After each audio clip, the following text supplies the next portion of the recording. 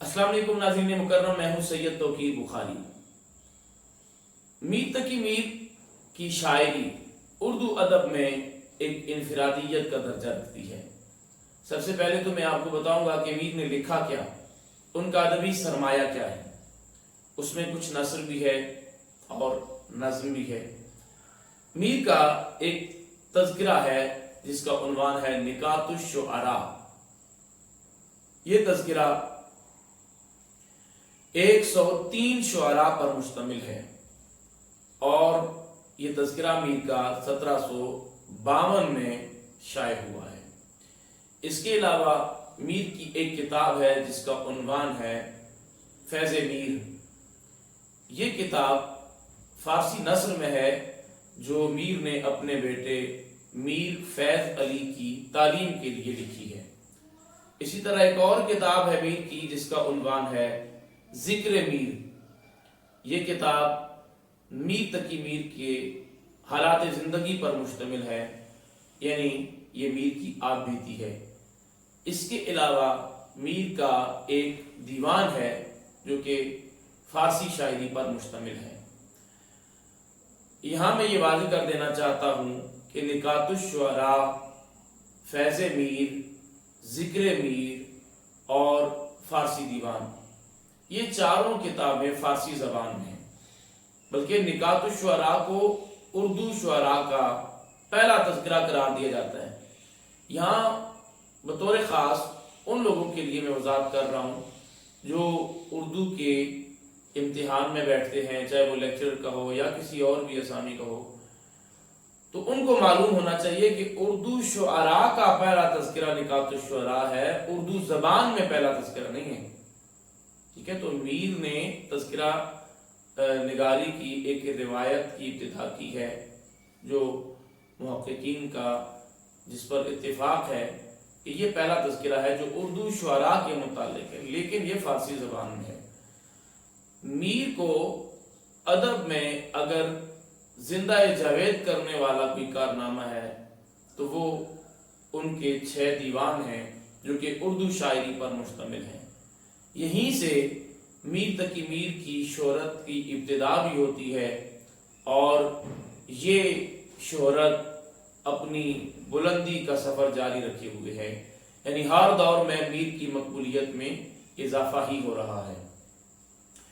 अब बात करते हैं मीर तकी मीर की शायरी की हैसियत क्या है। अब किसी भी शायर की शायराना हैसियत या अदबी मर्तबत का अंदाज़ा उसके मुआसिरीन से लगाया जाता है, उसके पेशरो जो होते हैं उनसे लगाया जाता है।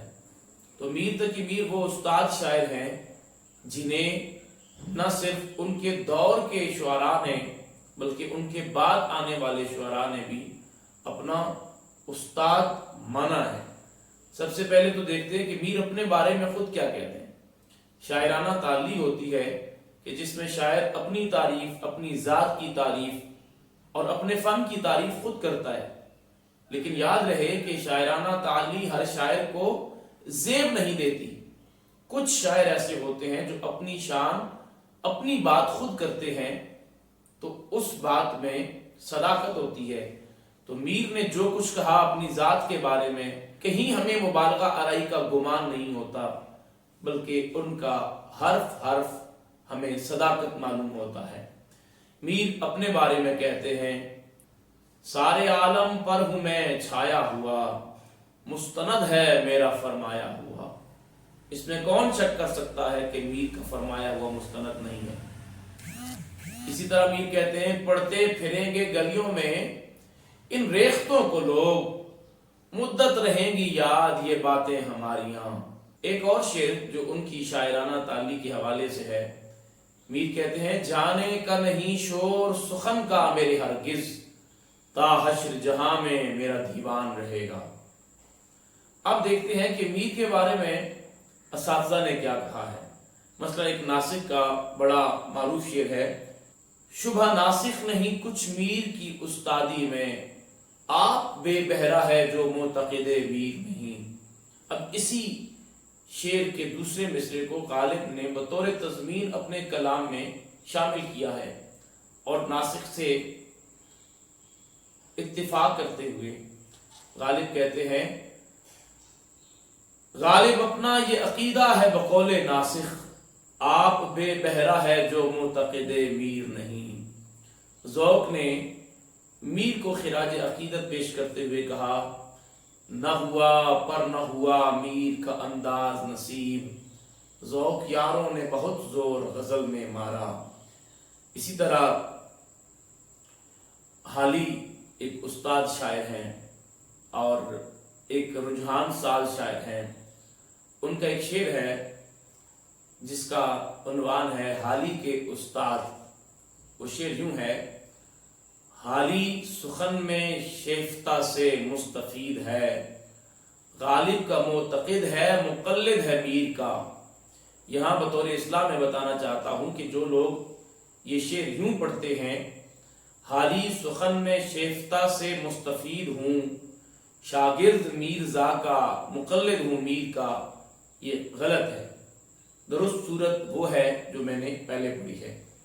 اسی طرح ایک اور شاعر جنہیں اردو ادب میں رئیس المتغزلین کہا جاتا ہے، یعنی حسرت موہانی، وہ کہتے ہیں کہ شعر میرے بھی ہیں پر درد ولیکن حسرت، میر کا شیوائے گفتار کہاں سے لاؤں۔